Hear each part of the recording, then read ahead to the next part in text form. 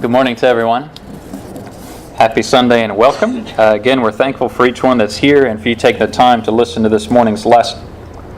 Today we're going to be talking about the unjust steward as we read about this parable in Luke chapter 16. And it comes as part of a series that they're doing at the University Church of Christ in Tyler. And through their Wednesday night summer series, they're doing questions from the brethren.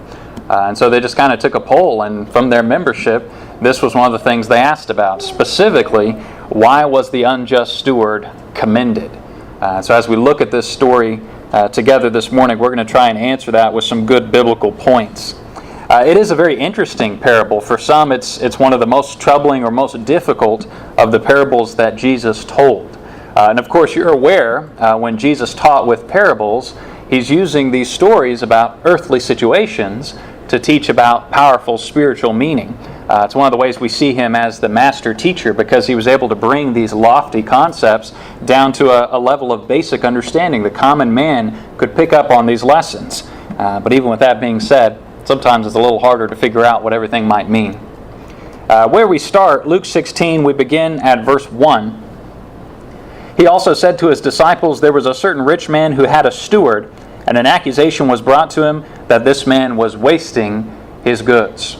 So the parable is set up right here. We have the character of the steward. Now, steward may not be a word that we use a lot today, but I think we understand it. A steward is a manager, especially one who's in charge of managing money or property for a master. And so looking at this man and his position, we see that he had done poorly. In the story, Jesus tells about the steward's boss, the rich man, and he hears that his steward, this manager, had cheated him. He was wasting his goods, so he's going to call him to account. He's getting in trouble for the bad that he's done. Then you go to verse 2, Luke 16:2. "So he called him and said to him, 'What is this I hear about you? Give an account of your stewardship, for you can no longer be a steward.'" Now this already is telling, because he knows, or at least strongly believes, that the steward is guilty of what he's being accused of doing.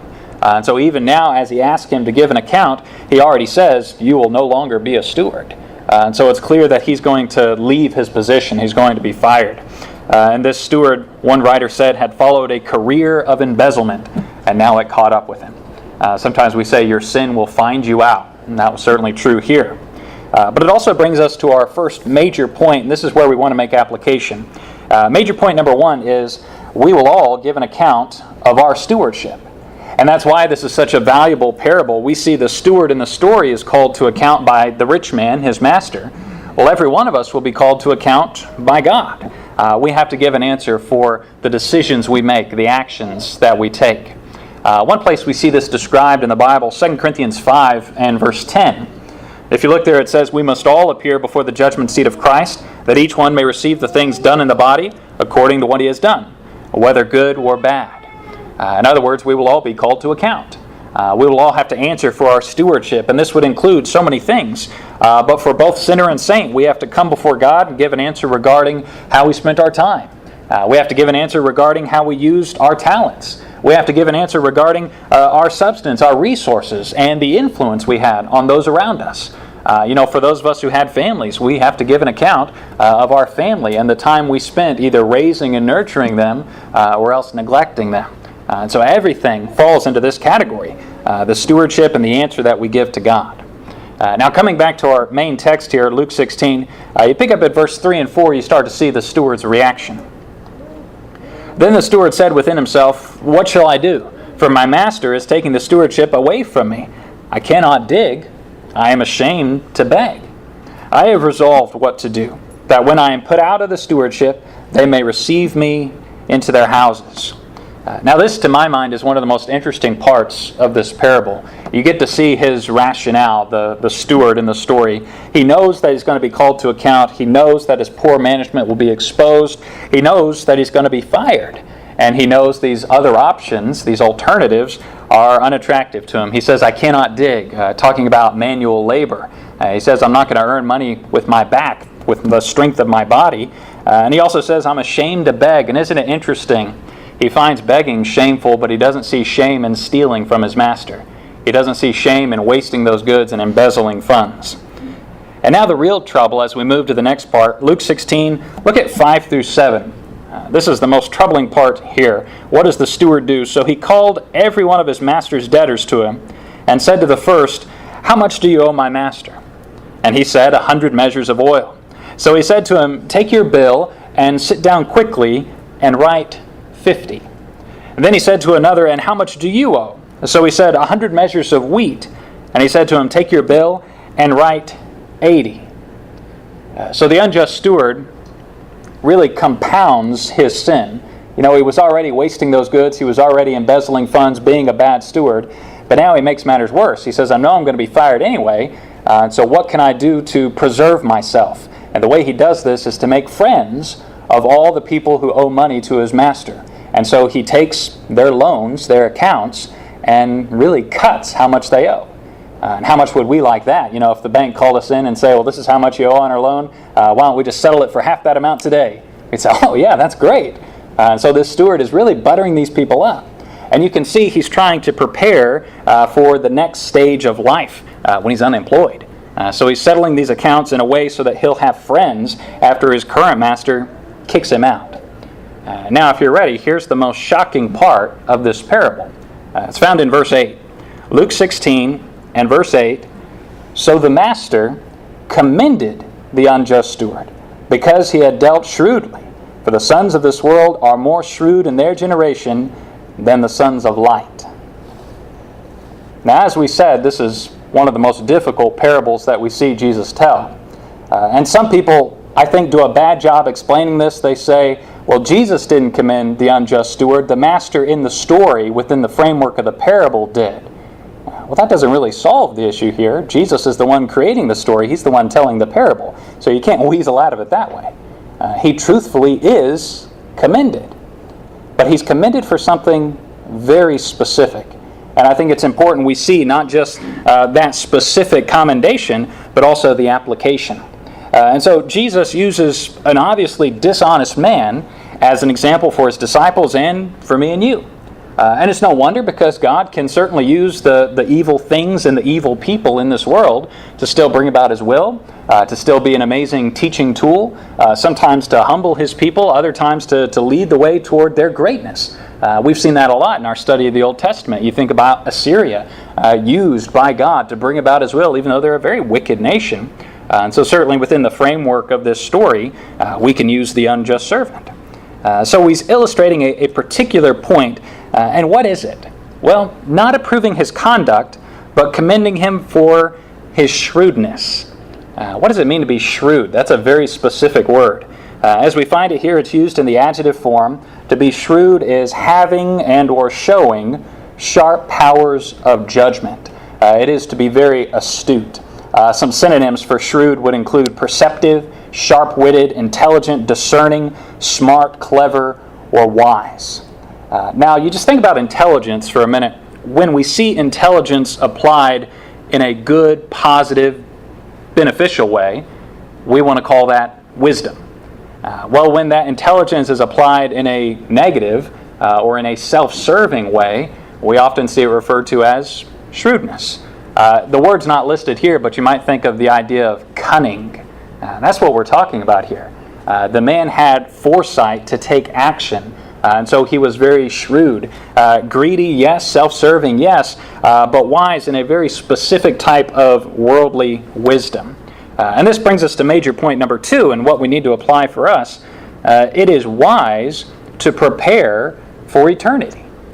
This is why the unjust steward is commended by the master, and that's why Jesus is using him as an example in this story, because he knows what's coming up, and he does what he can to prepare for it.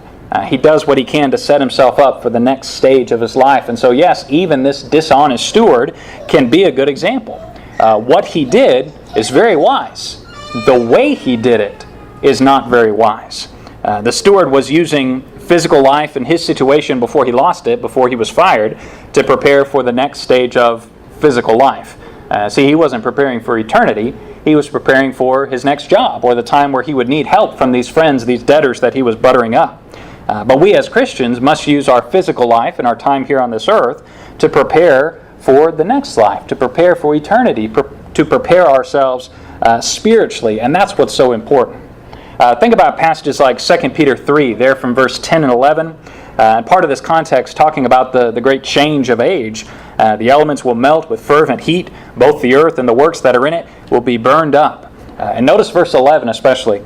And therefore, since all these things will be dissolved, what manner of persons ought you to be in holy conduct and godliness? See, the unjust steward, he fit this category very much in a physical sense. Knowing these things will be dissolved, well, he knew he was going to lose his job. He knew he was going to be kicked out by the rich man. He would no longer be his steward. And so he knew what manner of persons he ought to be to make contacts, connections, and friendships and butter these people up, even if he had to cook the books a little bit, so that he could have his future preserved. Well, we as Christians know that the things of this life, the physical, the material, will all be gone. And so that's not where we need to put our trust. That's not where we need to put our energy. Seeing all this, we know what manner of persons we ought to be. We have to do that good, hard work as children of God. Just like the unjust steward worked hard to preserve his future, we work hard to preserve ours by drawing close to God. And you think about that idea, what manner of persons ought we to be? Sometimes I think we rail against that. We complain about the work and preparation that goes into looking toward eternity. We just say, I don't want to hear it. Over and over, these different lessons come down. Maybe we have friends who try and encourage us, and we say things like, I can't believe I have to go to services. I can't believe they want me there every time the doors are open. Don't tell me to live a moral life. Quit asking me to volunteer for things. Don't you know how busy I am? Why do you expect me to talk to everyone I know about Jesus? Complaining again and again about the things we know we ought to do to prepare for eternity.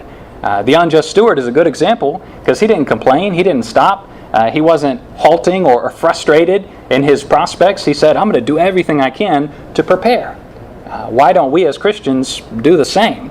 And that's the sad truth. A lot of times those who are worldly do better at their stuff than we who are godly at our stuff. They pursue what is important to them with more vigor and zeal than we pursue what we know to be most important. And that's one of the main ideas that we see over and over throughout the Bible. Then you come back to our story here, Luke 16. Look at verse 9. And I say to you, make friends for yourselves by unrighteous mammon, that when you fail, they may receive you into an everlasting home. Now we see the word mammon used. It just means wealth, material things is what's talked about here. And Jesus reminds us that we need to use our present resources to plan for eternity. And this is a great point for us. Major point number 3, we should be laying up treasures in heaven. It's one of the most basic lessons, and it's one that I think most Christians are very well aware of. Of course, the phrasing I'm using comes from Matthew 6, there in verse 19 and 20. Where the Bible says, do not lay up for yourselves treasures on earth, where moth and rust destroy, and where thieves break in and steal, but lay up for yourselves treasures in heaven, where neither moth nor rust destroys, and where thieves do not break in and steal. And this is where we see, I think, a major disconnect in the modern world. When most Christians today talk about money management, they will often forget to practice the most important type of long-term investing. And that is investing in eternity, investing with an eye toward God, that everlasting home, to, as we say, lay up treasures in heaven. Such an important point, and it's here part of the unjust steward and his story. The next verse in our story, verse 10. This is one of the most important principles that Jesus includes here. Luke 16:10, he who is faithful in what is least is faithful also in much, and he who is unjust in what is least is unjust also in much. The idea of character is shown here in this verse. Your character, your devotion towards God is displayed. And it's not separated by the amount of resource you have. It's only separated by your willingness. And so major point number 4 for us, good stewardship is about quality, not quantity. See, the important thing is that we invest our resources wholeheartedly for the Lord now. But so often Christians today wait until the day they think they have enough. And they say, once I have enough, then I'll serve God. I just don't have enough quantity yet to serve Him. You've missed the mark. Good stewardship is about quality. Have you ever heard someone say something like, if only I was rich, I would do so much for the Lord? If only I had that big sack of money that we all dream about, I would be God's best servant. I would be supporting missionaries all across the globe. I'd be sending students to different schools of preaching. I would give Bibles to everyone across the face of the earth. I would use all my money for God. If I just had that money, I would be a good servant for Him. Well, I can tell you whether or not that's true. All you have to do is say, what are you doing with the money you have now? Because if you're not serving God with $100, you're not going to serve Him with $100,000. You see, it's not about quantity, it's about quality. And good stewardship is seen even among what we might call the poor. Although that idea, even of itself, is misleading. People here in America who consider themselves poor are really rich when you start to compare across the globe and some of these less developed countries. Think about what's said in 1 Timothy 6. Start there in verse 17. Command those who are rich in this present age not to be haughty, nor to trust in uncertain riches, but in the living God, who gives us richly all things to enjoy. Let them do good, that they may be rich in good works, ready to give, willing to share. And notice verse 19, this specifically, storing up for themselves a good foundation for the time to come. That's laying up treasures in heaven, right? Making preparation like the unjust steward did. That's what we're doing here as Christians, storing up for themselves a good foundation for the time to come. And then it says that they may lay hold on eternal life. What is the quality of your stewardship? Where is your devotion? How is that being shown? And those who are rich in this present age, if you've got food and clothing and then some, you're rich. You are very wealthy according to scriptural terms. The next couple of verses here in our story, Luke 16, look at 11 and 12. Luke 16, 11 and 12. Therefore, if you have not been faithful in the unrighteous mammon, who will commit to your trust the true riches? And if you have not been faithful in what is another man's, who will give you what is your own? This is so important because Jesus makes the connection. The unjust steward manages the resources of the rich man. Well, whose resources do we manage? And this is major point number 5, that we would learn all things ultimately belong to the Lord. When he talks about being entrusted with what is another man's, we are entrusted with what is God's. We don't have a dollar or a possession or a resource, one, that doesn't have its ultimate source in our Creator. So what are we doing with His goods? What are we doing with His resources? Think about Psalm 24, the opening verse there. A good reminder for all of us. The earth is the Lord's, and all its fullness, the world and those who dwell therein. And you'll notice it's not just the resources here that we talk about, but also us, all those who dwell therein. We're living here. We are God's creation. We belong to Him as well. The way it's put in Genesis 1, made in His image. And so, of course, we give of ourselves to Him. The next verse in our story, Luke 16 and verse 13, another well-known one, it says, no servant can serve two masters, for either he will hate the one and love the other, or else he will be loyal to the one and despise the other. You cannot serve God and mammon or riches. Which is major point number 6 for us. None of us can serve two masters. And you think, well, that's such a basic thing and such a well-known quotation from Scripture. And yet it's alarming how often Christians still get this wrong. Still miss this idea. Now, it's possible to have both money and God, but it's not possible to serve both money and God. And that's a very important distinction for us to make. Jesus is speaking about the heart here when he talks about service. To give service to your master, your heart belongs to your master. And that's how it's always talked about in the Bible. Many people would say that they love God, but their service in regards to money shows that in fact they do not. So we need some sort of metric, some way to measure how can we tell who and what we really serve. Well, one way I heard tell of, there's this principle. What do you do with God's? People throughout time, all of humanity. With God's, well, you sacrifice to them. Or in other words, you sacrifice for your God. And so if you will sacrifice for the sake of money, but will not sacrifice for the sake of Jesus, then Christ is not your God. Money is. Your reasoning, your devotion is shown through your actions. The phrase we sometimes use, put your money where your mouth is, the idea of follow that paper trail, follow those dollar signs, and you'll see what someone really cares about. Don't let money be your God, and don't try and serve money and God at the same time. We can have money, but our devotion, our service, is to Him, and our dollars should show that we're devoted to Him. Look at Romans 6 and verse 16. This is great on the idea of two masters. Do you not know that to whom you present yourselves slaves to obey, you are that one's slaves whom you obey, whether of sin leading to death or of obedience leading to righteousness? Two very distinct choices with two very different outcomes. Notice one leading to death, one leading to righteousness. And so the question is, are we devoted to things of this world, material things and advantage, position like the unjust steward, or are we devoted to things of the next life, things that are spiritual, things that are of God? Now I think it's important we include the next couple of verses from our text in Luke 16.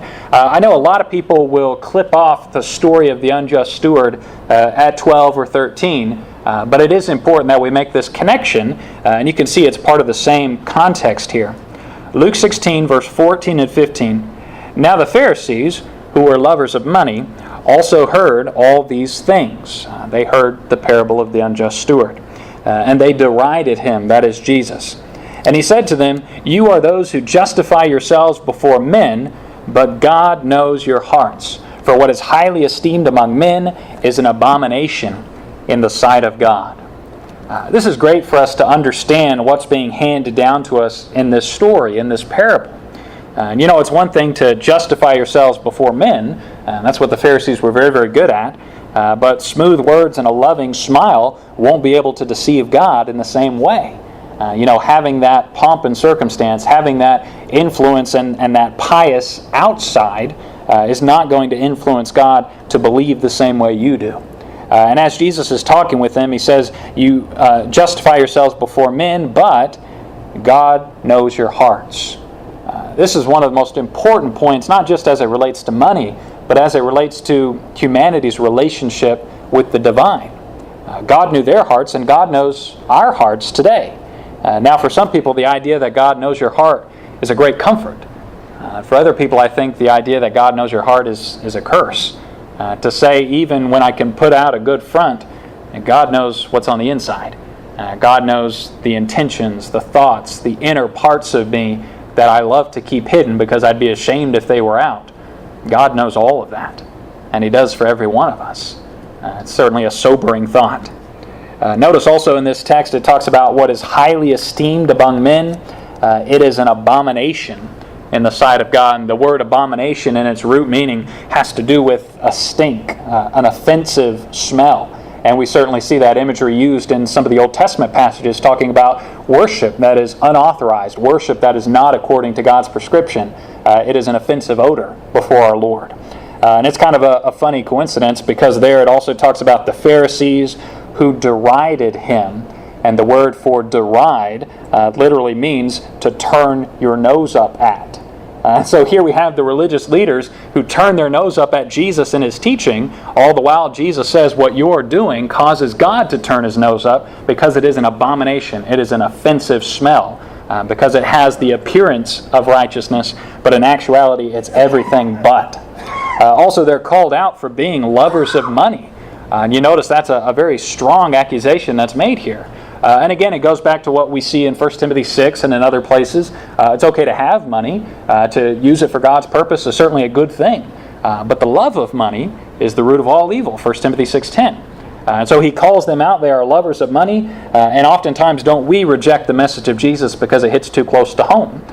Jesus knew their hearts. He knew what the issue was, and He said it right out. He could do the same to every one of us. And so when we're hit that close to home, what's our reaction? Will we turn up our nose at God, or will we be humbled into making proper correction? That's where a lot of us fall today. To some degree, I think we all have been lovers of money, lovers of stuff. We like having our possessions, and as soon as we get them, we obsess over what possessions we will acquire next. That's the way life is for most people in the modern world. Maybe especially so in America. Because we are so well off, because we are so blessed. But don't take God's blessing as an excuse for sin. Major point number 7, and the last one to hand down today. material things cannot save our souls. And so even when everyone around us is obsessed with stuff, we can't afford to have that same backward thinking because we have an eye toward eternity, because we have a plan toward pleasing God, and material things cannot save the soul. Don't forget the words of Mark chapter 8, there from 36 and 37. For what will it profit a man if he gains the whole world and loses his own soul? Or what will a man give in exchange for his soul? And it wasn't too long ago, I think it was back in March, we had a couple of lessons, just a little two-part series. We talked about the value of a soul and the exchange of a soul. And this is the problem that so many people go through in today's world, where they will sell something that is so valuable for something that is so pitiful. To give up your eternal soul given by God, made in His image, for temporary stuff. And that temporary stuff won't even keep us happy for very long. A lot of times we think about wealth and we say, well, that's happiness for this life. Well, really it's not. Because you get that $1,000 and what do you want? The next 1,000 or 2,000. You get that house and what do you want? The bigger house. You get that car and what do you want? The newer car. That computer and what do you want? The newer computer. The stuff that we think will make us so happy, once we acquire it, that joy fades so quickly because it's an empty earthly thing. But the joy that God gives, it doesn't fade. It doesn't fizzle out, and we won't be looking for the next thing. The joy that God gives is eternal. And we talk about stuff of this world, you can't take it with you. Well, the love of God and a relationship with Him, you do take it with you. That's the most powerful thing you can acquire. That's the best thing you can spend your time and devotion towards getting, because it does travel with you. I'm going to share with you a quote from the preacher Wesley Simons. And this is really a two-part quote to kind of summarize and bring together this parable of the unjust steward. And you can get a little lost in the wording, but we'll take it slow. I've got it just as he said it. Wesley Simons, he said, "If an unrighteous steward was commended by his earthly master for his prudence in providing for his future by a fraudulent use of what he had committed to him, then how much more will a righteous servant be commended by his heavenly master by providing for his eternity by a good use of what had been committed to him?" Now here's the idea like we talked about. Jesus uses this parable. Yes, it's an example of a wicked man who is commended. But a lot of times those who are in the world and have worldly pursuits, they go after those things with more zeal and passion than we who are followers of God and know better go after the things that we know are important to God, that God commands us to do. And so if you take this to heart and you make the ready application, look, this crook was commended. He was commended for doing a wise thing in a horrible way. Well, if that is true, how much more will we be commended? How much more will we be rewarded by our loving Heavenly Father when we do things according to His plan? When we go after with the same zeal and gusto the things that He instructs us to do, as the way the world lives and goes after their desires. It is an interesting parable. Some points of it can be troubling, but the lessons are deep and impactful for every Christian believer. You think about some of what we had through the course of this text. The idea that we will all give an account of our stewardship to God. The main reason that this parable is presented. Also, number two, that it is wise to prepare for eternity. And that's something that we should all be doing every day. It's not something just to do on Sunday. No, our life is to be consumed with this task. Also, that we should be laying up treasures in heaven, and how untouchable and how great those riches are can't be overstated. It's, of course, a good thing to be doing that, and good stewardship is about quality, not quantity. So it's not for us to wait and say, well, once I have enough, then I'll serve God. Serve God with what you have now, and continue in that as you are blessed and as you grow. We also saw that all things ultimately belong to the Lord. His ownership, His possession of all things really helps to frame our attitude, to set our mind in the proper position so that we can be good servants. When we're busy clenching our fists saying, "This is mine," that makes it very difficult to serve God. We need to have the open hand and the open mind that says, "No, I know this is yours. I know this isn't really mine. Ultimately, it belongs to you, God." Also, that none of us can serve two masters. If you think you're doing it, you're deceiving yourself. You can have both money and God, but you can't serve both money and God. You remember where your God is, that's where you sacrifice. That's where your devotion is shown. And then the last major point we saw, material things cannot save. And since that is true and such a basic point and one that all of us understand and agree to, why would we spend so much time and energy working for material things and so little time and energy working for spiritual things? You see, the way people live, it's a picture that doesn't make sense. And a lot of Christians, if you just look at their actions, you would say, well, do you actually believe what you say you believe? And so one of the ways that Jesus brings that out, points out that hypocrisy, and motivates us to go in the right way is by using a story like this, the parable of the unjust steward. He was commended because he was shrewd. He was making preparation the best way he knew how. Now what he did was wrong. He didn't know very well how to make preparation. He was still thinking about physical life and physical goods. But why don't we make preparation the best way we know how? Since we know about spiritual life, since we know its source is in Christ, and since we know the only way to that eternal happy home is to be with Him. You remember Jesus said, I am the way, the truth, and the life. No man comes to the Father but by me. Which means if you haven't yet come to Jesus, meaning being obedient to the gospel call, you don't have a place in heaven. You don't have a place prepared for you, and you can't expect that at the last great day. Only those who have been obedient to the gospel call, who have had their sins washed away in the waters of baptism where we contact the blood of Christ, and who rise as a new creature ready to serve Him, fully devoted, theirs is the kingdom of heaven.